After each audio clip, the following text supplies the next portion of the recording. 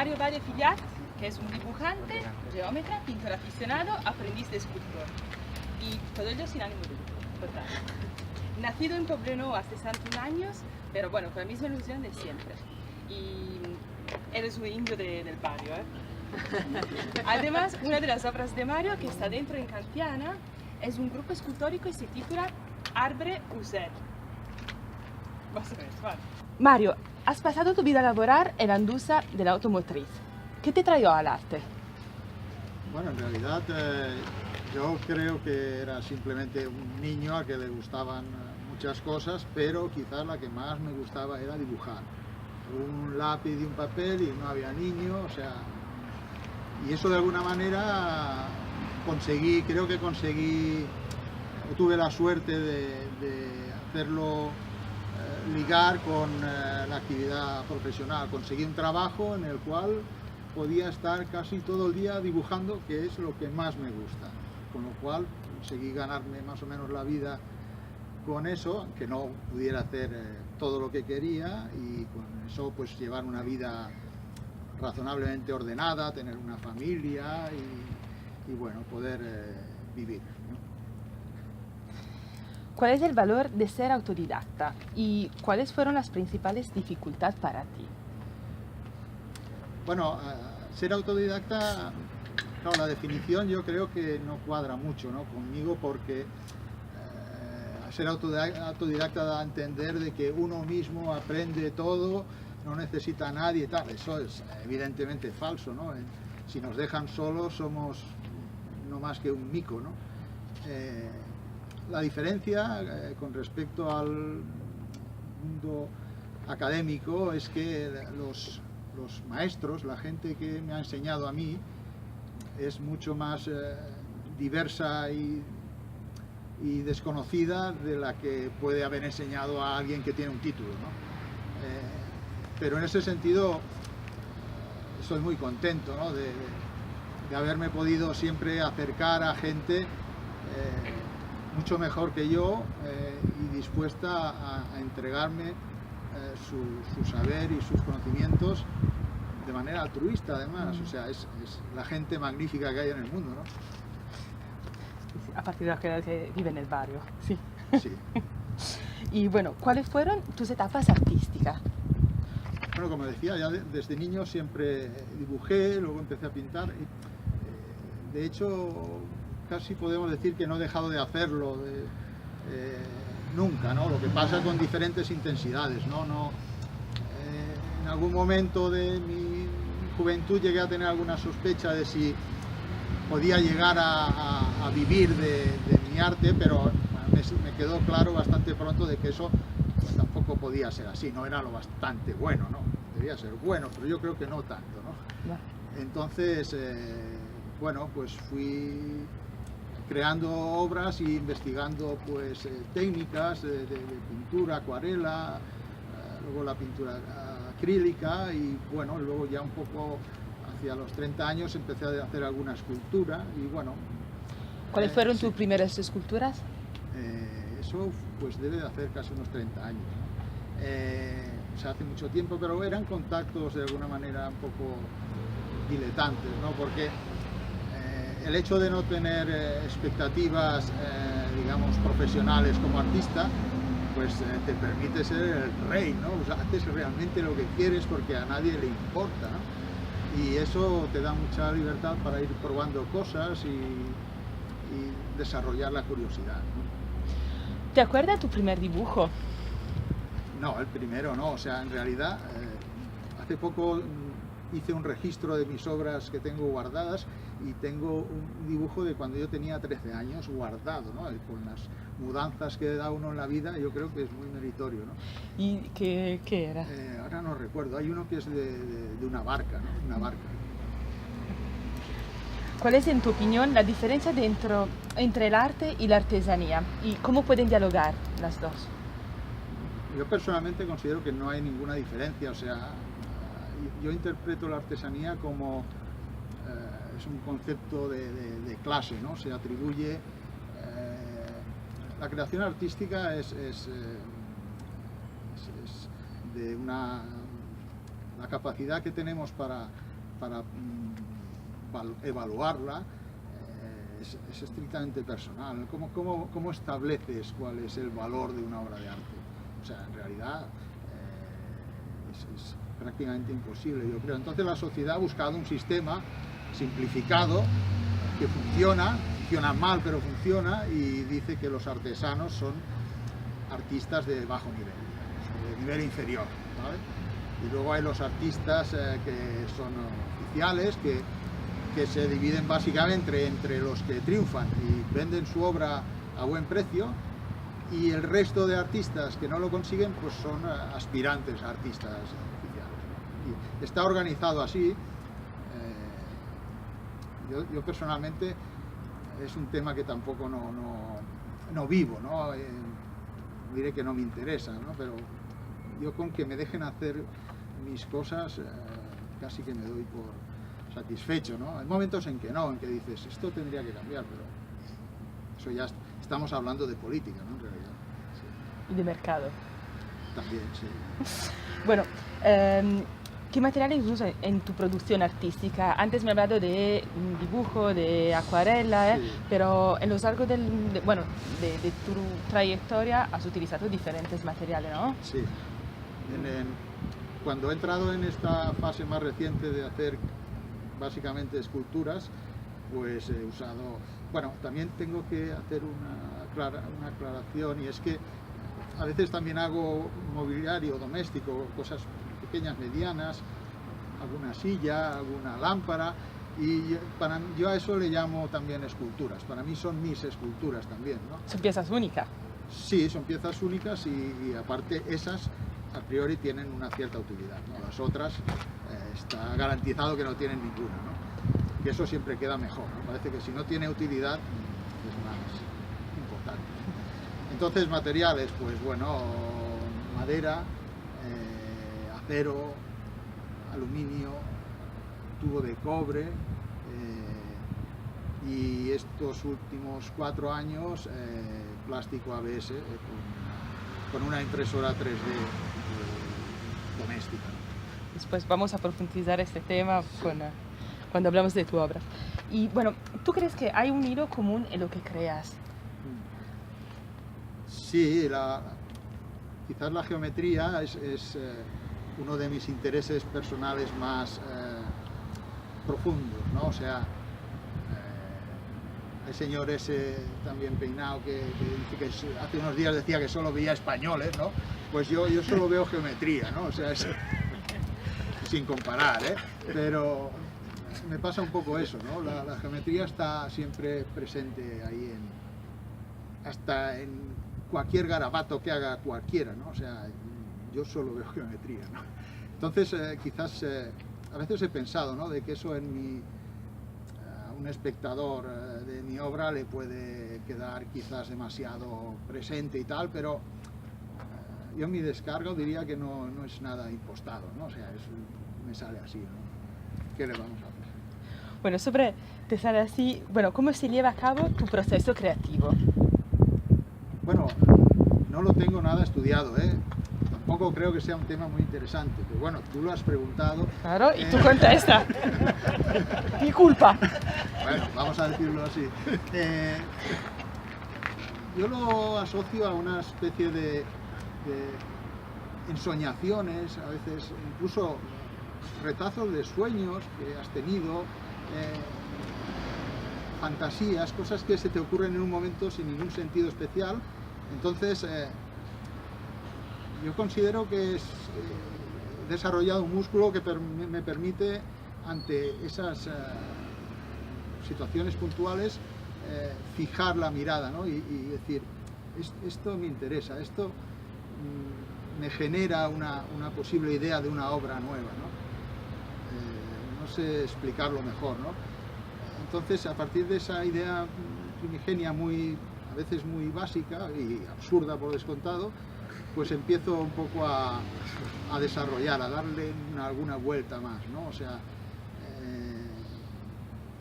es un proceso que más o menos tengo automatizado, ¿no?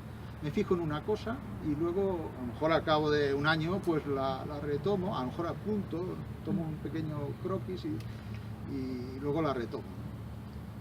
Y a partir de ahí pues empiezo a liar. ¿Qué es lo que te inspira? ¿De dónde saca la inspiración? Bueno, yo es que el concepto de inspiración tampoco lo tengo muy...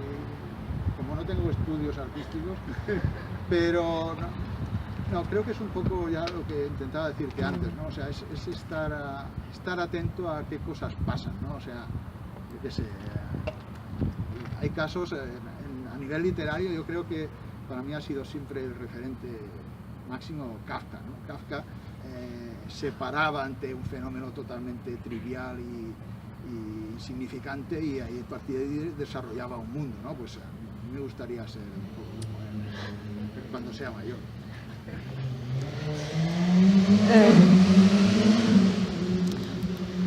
¿Puede decirnos cómo nació tu último trabajo? Bueno, que está aquí dentro de Kantiana y bueno, ¿de qué se trata? Es muy, yo veo muy relacionado a un concepto de ligereza, pero bueno, ¿cómo nace? Sí, no tengo muchos amigos, pero todos son muy buenos. Entonces tengo uno que es poeta, entonces, claro, yo para poesías me considero muy negado, ¿no? Pero me parece admirable, ¿no? Entonces, a veces se me produce esa transmutación, ¿no? Intento como, bueno, yo creo que eso es un poema visual, por decirlo de alguna manera, ¿no? Intento desarrollar una idea poética. Y en este caso, pues, me resultó bastante compleja, ¿no? O sea, pensé, esto me va a dar mucha faena, pero bueno, para eso estamos, ¿no? Y entonces empecé a desarrollarla, pues, poco a poco, ¿no? Y pues, al principio era, pues, simplemente una composición con fotos, pero la idea era muy sencilla y muy explicable, ¿no? O sea, desde el suelo sale un árbol, ¿no? Y en una rama de ese árbol, que por su parte tiene la singularidad de que en lugar de tener hojas, tiene plumas de pájaro, en una rama de ese árbol está posado un pájaro, que tiene la singularidad de que en lugar de tener plumas tiene hojas. Y encima de ese pájaro le sale de la cabeza, como una especie de un poco asqueroso, le sale otro árbol que a su vez tiene plumas, y en la rama de ese árbol pues hay otro pájaro posado, y así de manera en el proceso geométrica de disminución pues se podrían suceder infinitos árboles y pájaros hacia arriba y hacia abajo. ¿Cómo la has construida? ¿Cómo está hecha? Está hecha casi al 100% con la impresora 3D doméstica de la que te hablaba, que nos hemos hecho bastante amigos. Creo que he llegado a, de alguna manera, poder hacer, no cualquier cosa, pero poderme expresar sin demasiada limitación, ¿no? O sea, estoy bastante satisfecho de eso, y ese ha sido el proceso básico, ¿no? Que como es una impresora doméstica muy pequeña, pues he tenido que hacer un montón de piezas y tal, pero bueno, eso es mi problema, ¿no? O sea, a fin de cuentas, si tuviera una impresora muy grande, pues haría la pieza de una vez. Pero, ¿de cuántas piezas está hecha? Me parece, las conté, y creo que está cerca de las 300. O sea, son piezas muy pequeñas que van soldadas entre sí o ajustadas, bueno. ¿Tú has todo proyectado antes? ¿Dibujado? Sí, o sea, eso ya hace unos años que para esculturas genero un modelo de diseño por ordenador, hago un modelo virtual, y a partir de una vez está prácticamente cerrado y digamos aprobado, empiezo a desarrollar las piezas, ¿no? Pero si tuviera que hacer una pieza con un serrucho, pues primero haría el modelo 3D para hacer luego la pieza con el serrucho. En este caso, como luego viene una impresora 3D, pues es todo más fácil, ¿no? Ese es tu proceso creativo, ¿eh? Sí, sí. Al final sí. Bueno, usando la máquina 3D, ¿qué aporta a tus creaciones? Y en tu opinión, ¿se abre un cambio en la perspectiva de la reproducibilidad artística infinita del original? Bueno, porque, por ejemplo, las litografías están numeradas, pero están hechas en serie, pero cada litografía es diferente, ¿no? Con la máquina 3D, cada pieza es igual. Así que, ¿qué cambia para ti artísticamente, a nivel artístico? Bueno, dices que las piezas son iguales, pues a lo mejor con una impresora 3D de las buenas, no sé, quizás sí con la mía, ¿no? Y por otra parte tienen un proceso, digamos, de ensamblaje, de ajuste y de suavizado, acabado superficial, diría que casi tan manual como una escultura clásica, ¿no? El material es distinto, ¿no? Es un plástico ABS que es el que se usa para hacer los juguetitos estos del Lego. Es un plástico relativamente noble, entre comillas, es muy reciclable, es decir, el plástico ese se puede fundir y volver a usar innumerables veces. Y luego me preguntabas de la ligereza, y tiene una característica que es 7 veces más ligera que el acero, me parece. O sea, no, mucho más. 7 veces más ligera que algo, ahora no recuerdo. Y eso pues permite que la obra pues sea digamos, muy ligera. Eso para mí tiene un punto subversivo, por decirlo así. A veces me pregunto, ¿por qué las esculturas tienen que ser tan pesadas, ¿no? O sea, yo sinceramente pensé, si no es para que pesen más de 8 toneladas, yo no me pongo. O sea, es quedarse un poco a medio camino. No, ahora en serio,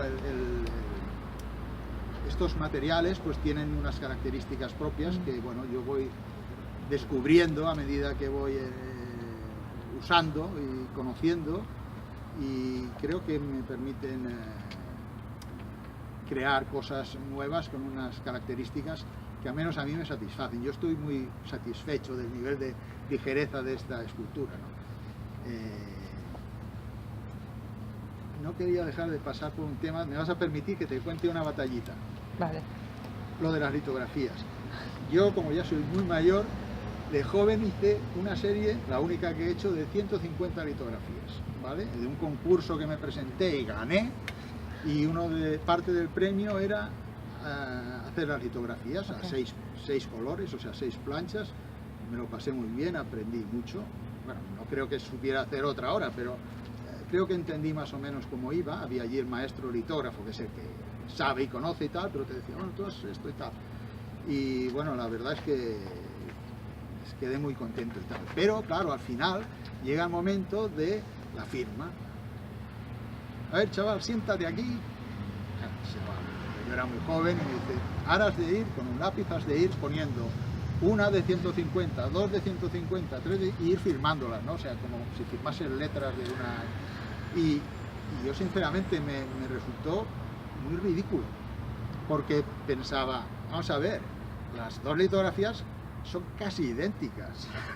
¿Dónde está la diferencia? La diferencia está en mi firma, que soy una especie de chamán, o no, yo no me lo creí, ¿no? Entonces, volviendo al tema, ¿no? O sea, yo creo que ante la reproducibilidad de las impresiones 3D hay como una distancia, una reserva, si me permites, fruto del desconocimiento íntimo. O sea, una impresora 3D es una herramienta, es como un martillo, como un piolet.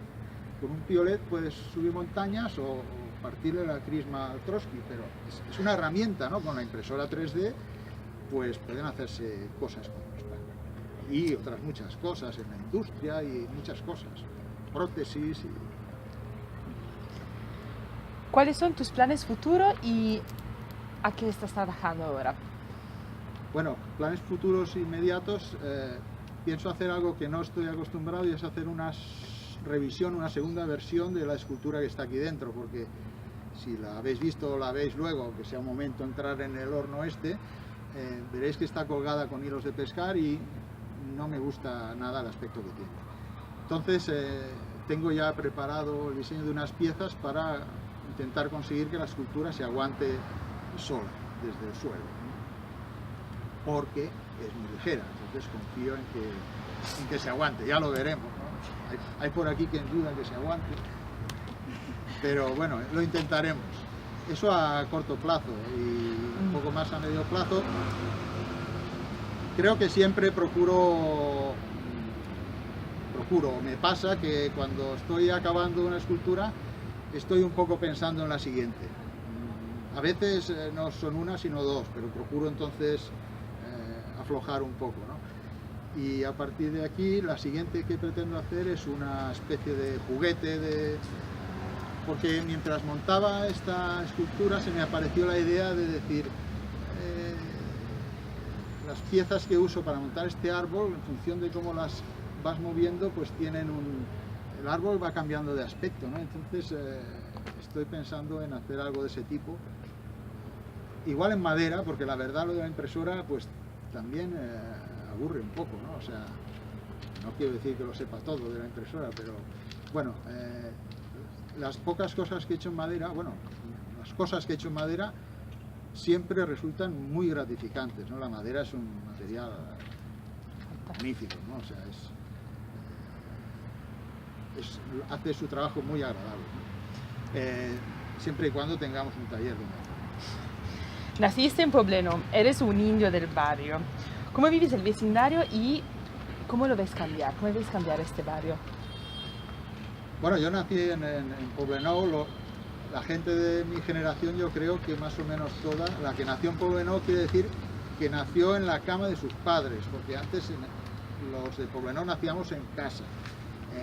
Entonces, bueno, pues Poblenou para mí es pues la infancia y la adolescencia, pues claro, son un montón de referentes, ¿no? Y esto, lógicamente, aquí hay una aceleración, todo esto está cambiando muy rápido, en una dirección que en general pues tampoco me gusta en particular, a lo mejor es simplemente porque me hago mayor, pero hay cuestiones como la gentrificación y la impunidad de la codicia de los poderosos que permite que jueguen con el patrimonio colectivo, porque esto no deja de ser colectivo, ¿no? Puede venir alguien con mucho dinero, comprarlo, tirarlo abajo y hacer otra cosa igual a otra que hay en Singapur. Vale, pero eso no tenemos por qué aplaudirlo, ¿no? Como mínimo. Y bueno, confiemos en que se pueda llegar a algún equilibrio en ese sentido, ¿no? Pero si la gente no nos ponemos, no se va a conseguir. ¿Esta obra la has pensada para Cantiana o...?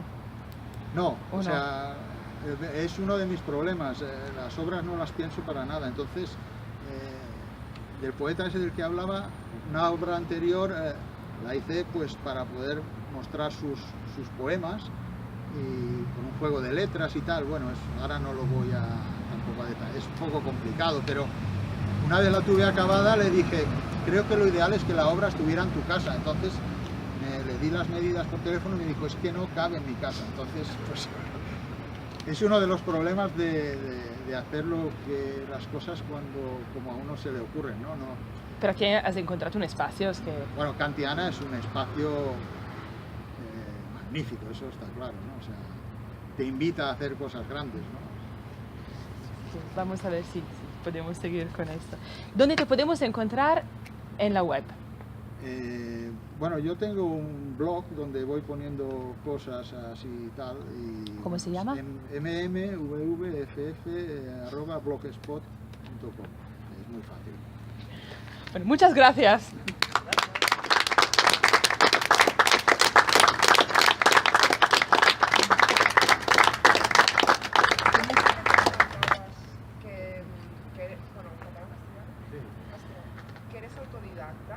Sí, sí. Que has aprendido tú, bueno, que tenías profesores que te han enseñado y tal, pero ¿cómo lo vivías tú a nivel de autoestima, ¿no? Porque como que la sociedad nos marca mucho que si quieres ser artista o quieres hacer algo, tienes que estudiar, y si no estudias o no tienes el título, no vales para ello. Y eso como que se nos mete dentro y nos lo acabamos creyendo, ¿no? Entonces, ¿cómo lo has superado tú? Yo creo que eso está asociado ¿Está bloqueado? No, porque creo que eso está asociado al reconocimiento. Es decir, buscamos reconocimiento, ¿no? O sea, como desesperados, ¿no? Entonces, eso es así, ¿no? No podemos hacer obras de arte solo para nosotros, porque si no estaríamos acercándonos al mico ese del que hablábamos antes, ¿no? Somos seres sociales y necesitamos conectar con los demás, ¿no? Pero la necesidad de reconocimiento, pues a veces te lleva a pues tener problemas de decir, no tengo estudios, soy autodidacta, que bueno, para mí ser autodidacta, como yo lo interpreto, es un orgullo, pero para mucha gente usa el término directamente como un insulto, ¿no? O sea, eres autodidacta. Bueno, son opiniones, ¿no? Pero vamos, a mí no me... Creo que como mis expectativas a nivel de reconocimiento pues son bastante modestas, pues eso me ha permitido no sufrir demasiado con ninguno de estos temas. Así que el arte te rende feliz, prima de todo, Sí, cuando sí. acaba una obra. Sí, sí, yo lo del artista atormentado, no sé de qué va. Bueno, muchas gracias, Mario.